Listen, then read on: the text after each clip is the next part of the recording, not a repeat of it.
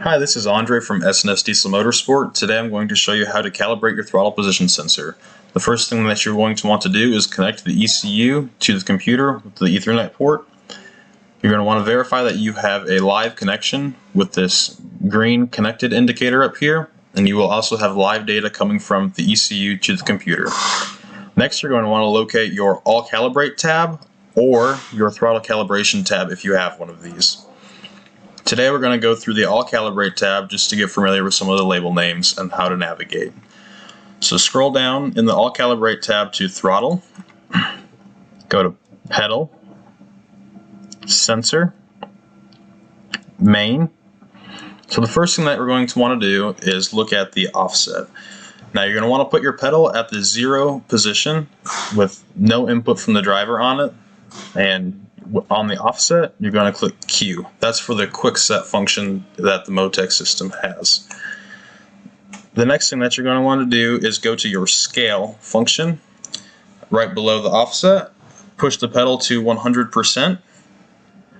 Once it is there, go ahead and click Q again for the quick set. This should change your percent per volt value underneath that main, throttle main category. And you want to keep track of what this voltage is. Right here you can see when I'm at 100% throttle, that's about 1.04 volts. Now we're going to go to our diagnostic. We're going to want to set our low voltage to about half a volt away from that. So we're going to put our low diagnostic to 0.5 volts. So that is going to basically, if you go at a lower voltage than that, could be a sign of a short to ground. And so this is going to keep the throttle from doing something, from staying at 100% when you don't actually want it to. The next thing that you want to do is let it go back to 0% pedal, which for me is right about 4 volts. And you're going to want to set your diagnostic high to about half a volt away from that. So I'm already at 4.5 volts. Now lastly, you're going to want to look at your throttle translation. This throttle pedal translation.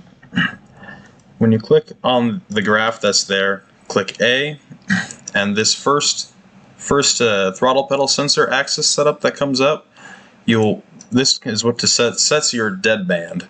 So if you want to have a little bit of play on either end of your throttle pedal in case something moves, or just to give you some room, some breathing room on that 0%, make sure it always goes back to 0 and that you always get to 100% out of it. You can set your value on the axis at 5 and 95, and so this is your throttle pedal sensor input percentage. Click OK, and then the value that you put down here is what is actually output as your throttle pedal position to the ECU. So in this case, we've got 5 and 95, and underneath the 5 we've got 0, underneath the 95 we've got 100%. So this means at 5% pedal input, you will effectively have a 0% input to the ECU as far as it's concerned.